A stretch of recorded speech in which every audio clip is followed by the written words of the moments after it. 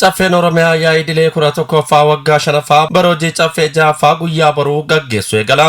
Yaa'iin caffee Oromiyaa Aadde Saadaa Abdurrahmaan yaa'icha ilaalchisuun ibsa miidiyaaleef kenna. Caffeen bara hojii 6ffaa raawwii hojii waggoottan 5 darbanii kan itti dhiyeessuu fi bara hojii isaa xumuruun mootummaa haaraa hundeessuuf wayita jirutti yaa'ichi gaggeeffamuun adda taasisa jedhan yaa'iin caffee Oromiyaa Aadde Saadaa Abdurrahmaan yaa'icha ilaalchisuun ibsa miidiyaaleef kennaniin yeroo biyyi rakkoo fi mariin hiikkachuuf marii biyyaalessaa gaggeessaa jirtutti yaa'ichi taa'amuunis adda taasisa jedhan. Yaa'iin idilee 11ffaa waggaa 5ffaa bara hojii caffee 6ffaadhaa kun guyyaa boruu irraa eegalee kallattiidhaan ajandaa yaa'ichaaf qabame irratti kan gaggeessu ta'a.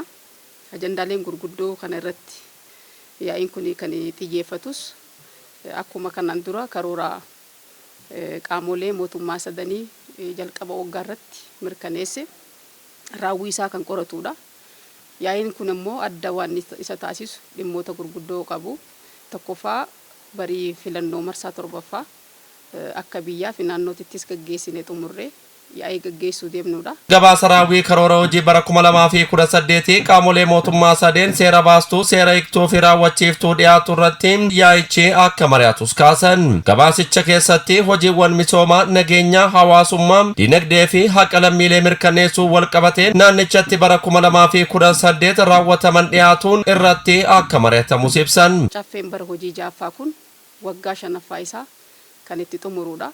Akkasuma immoo rakkooleen biyya keenya yeroo jalqabaaf akka biyya keenyaatitti mariidhaan hiikkachuudhaaf yeroo biyyi mariirra jirtutti yaa'ii gaggeeffamu ta'uun isaa adda taasisa waan ta'eef uummanni keenyas caffeen keenya barana marsaa kana maal dabarsuu fi gaafiin keenya akkaataa kamiin dhiyaate akkaataa kamiin kallattii maaltu kan nama kan juusan kan hawwiidhaan eeggatan waan ta'eef yaa'ii marsaa kanaa xiyyeeffannoo guddaadhaan kan uummanni seeguu fi akkasuma immoo dhimmoonni gurguddoon kan ittiin ni ragga'u jee kan eeggamudha. Gama biraatiin wixineen labsii lama dhiyaachuun ni raggaasifamu. Isaanis wixineen labsii hojiiwwanii fi tajaajiloota naannichatti raawwatamaa turaniif baajata dabalataa bara 2018 fi baajata haaraa bara hojii 2019 akka ta'anis eeraniiru. Wixineewwan lamatu dhiyaata. Tokkoffaa wixinee labsii baajata dabalataa bara 2018ti. Kanaanis caffeen Oromiyaa yeroo darbee jalqaba waggaa irratti baajata hojiidhaaf barbaachisu raggaasisuun isaanii yaadatama. Haa ta'u malee bal'ina naannoo keenyaan rakkoo yeroo gara yeroo dabalataan dhawaataan uumamaa deemuun qormaatiilee garaagaraa mudatuun akkasuma immoo hanqinni baajataa qunnamee iddoo hojiidhaaf barbaachisutti irra deebiidhaan humna naannoo sakatta'uudhaan iddoo hanqinni uumame keessaafuu rakkoo piroojektootaa uummanni keenya yeroo garaagaraa kaasu furuudhaaf baajanni dabalataa kan ramadameedha.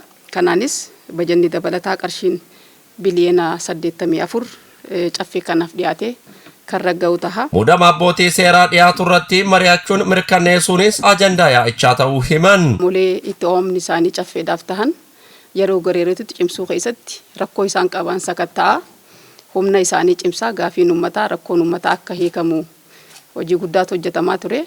Addatti immoo kan mana murtii wajjin wal qabatu haqa uummataa haqa lammiilee keessaafuu rakkoo naannoo kanatti ture furuu keessatti qaama rakkoo qabu sakatta'a.